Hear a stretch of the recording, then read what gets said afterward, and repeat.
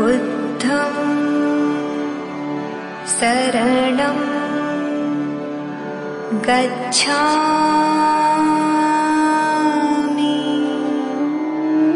जय भीम दोस्तों, मैं रजत मौर्य आप सभी का स्वागत करता हूं बहुजन साहित्य के इस विशेष कार्यक्रम किताब पर चर्चा में, जहां हम चर्चा करते हैं बहुजन लेखकों द्वारा लिखी गई किताबें और बहुजन मुद्दों पर केंद्रित किताबों पर। आज हम इस वीडियो में बात करेंगे कि पूरे भारत में सबसे पहले पितृसत्ता का पुरजोर विरोध किसने किया। सिर्फ मौखिक विरोध नहीं, बल्कि ऐसा विरोध जो उनके कामों में भी साफ झलकता है। वीडियो शुरू करने से पहले आप सभी से मेरा निवेदन है कि वीडियो को पूरा देखिएगा और चैनल को जरूर सब्सक्राइब कर लीजिए, ताकि आने वाले सभी वीडियो का नोटिफिकेशन आप लोगों तक पहुंच सके। अगर आप लोग बहुजन साहित्य को कोई किताब डोनेट करना चाहते हैं तो नीचे डिस्क्रिप्शन बॉक्स में मेरा कॉन्टेक्ट नंबर दिया हुआ है, वहां से नंबर लेकर आप मुझसे संपर्क कर सकते हैं। अगर आप लोग बहुजन साहित्य की आर्थिक मदद करना चाहते हैं, जो कि इस वक्त बेहद जरूरी है, उसके लिए स्क्रीन पर मेरे अकाउंट डिटेल आपको शो हो रहे होंगे, उसके माध्यम से आप हमें आर्थिक सहायता भेज सकते हैं। आज की चर्चा में हम इस किताब का सहारा लेंगे। इस किताब का नाम है हिंदुत्व मुक्त भारत, दलित बहुजन सामाजिक आध्यात्मिक और वैज्ञानिक क्रांति पर मंथन।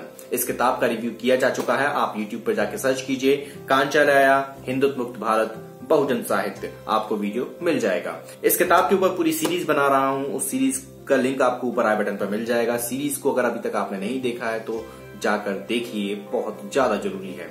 आपके मनोवैज्ञानिक गुलामी को तोड़ने के लिए ये किताब बहुत ज्यादा कारगर सिद्ध होगी। इस किताब का चैप्टर सबाल्टर्न नारीवाद में एक टॉपिक है नारीवाद को जानना। उसमें कांचाला ऐसा लिखते हैं कि चकली जाति के भीतर स्त्रियों द्वारा पुरुष भूमिकाओं को अपनाने के चलते लैंगिक भूमिकाओं की संरचनाएं टूटी।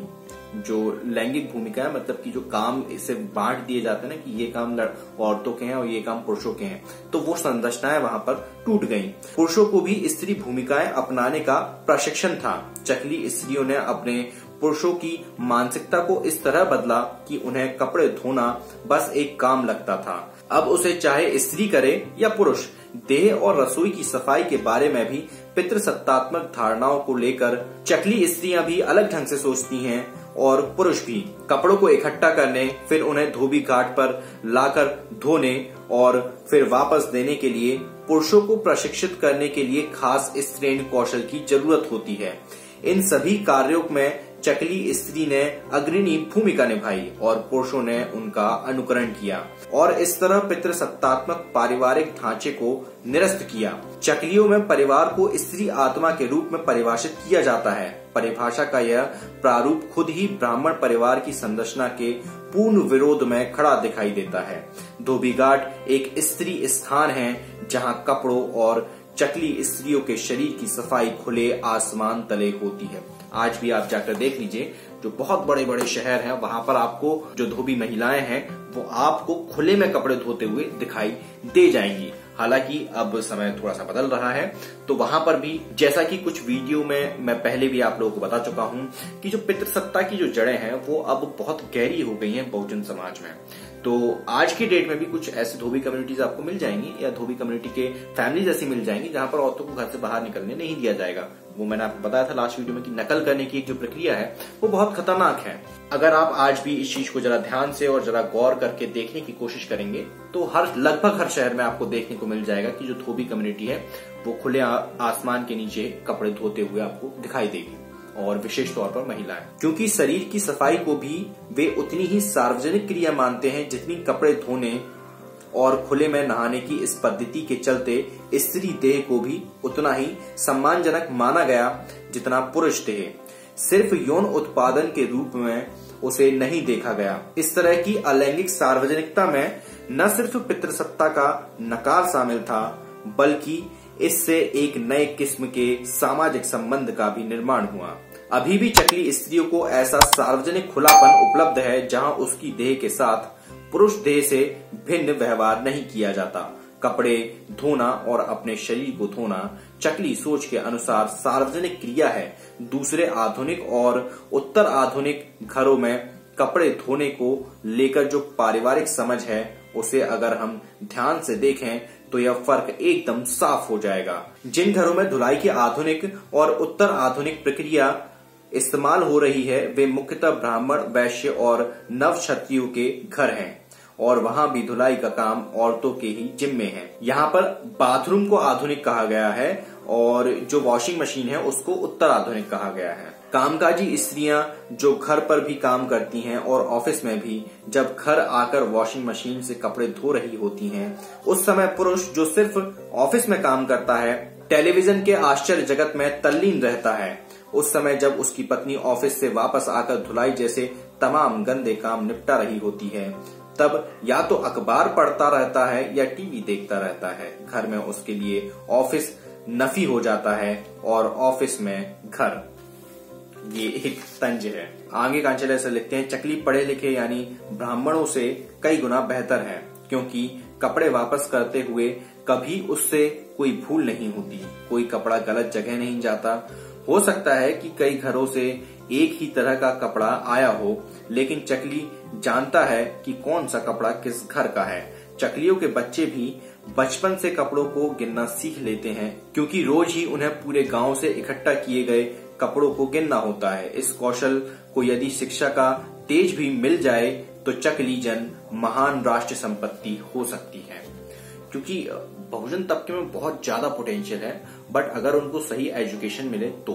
और जो कि सही एजुकेशन ये गवर्नमेंट जो है वो देना नहीं चाहती, क्योंकि उन्हें पता है कि जो बहुजन तबका है उनके अंदर कितना पोटेंशियल है, और अगर उन्हें सही डायरेक्शन, सही एजुकेशन अगर मिल गई तो वो क्या कर सकते हैं। क्योंकि जब किसी एक को मौका मिला था तो उसने इस देश का संविधान लिख दिया था। भारतीय पुरुषों के लिए उनके ब्राह्मण गरिष्ठ कार्यालय तक काम करने की नहीं, रिश्वत बटोरने की जगह होते हैं।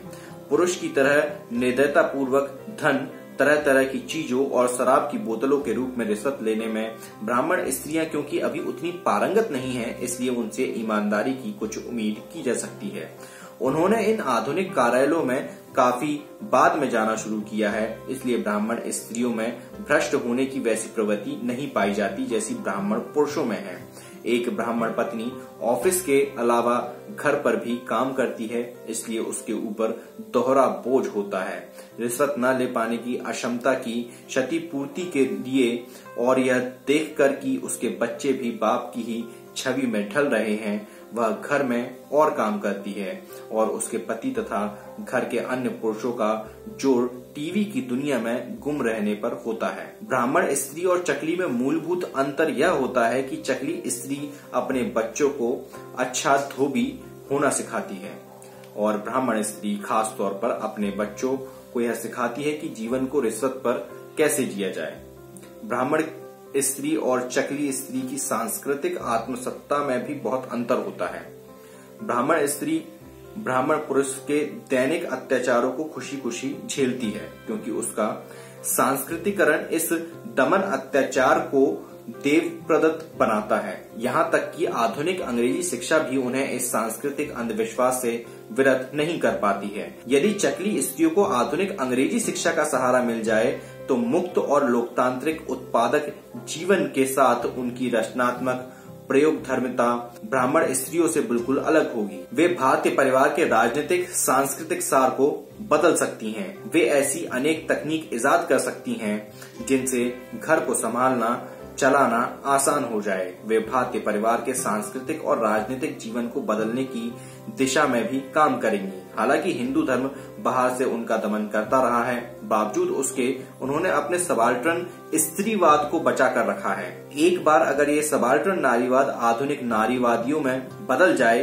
तो भारतीय स्त्री के जीवन को बदलने में जरा देर नहीं लगेगी। लेकिन इस परिवर्तन के रास्ते में धर्म के रूप में हिंदू धर्म और आधुनिक विचारधारा के रूप में ब्राह्मणवाद बहुत बड़े रोड़े हैं। उम्मीद करता हूँ कि जो मेहनत मैं कर रहा हूँ उससे आप लोगों को कुछ फल मिल रहा होगा, कुछ सीखने को, कुछ समझने को मिल रहा होगा।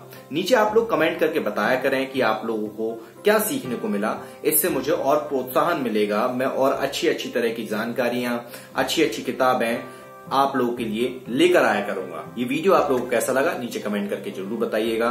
मैं रजत मौर्य मिलता हूं आपसे अगले वीडियो में फिर किसी किताब के साथ। तब तक अपना और अपनों का ध्यान रखें, पढ़ने की आदत को विकसित करें, क्योंकि पढ़ेगा इंडिया तभी तो बढ़ेगा इंडिया।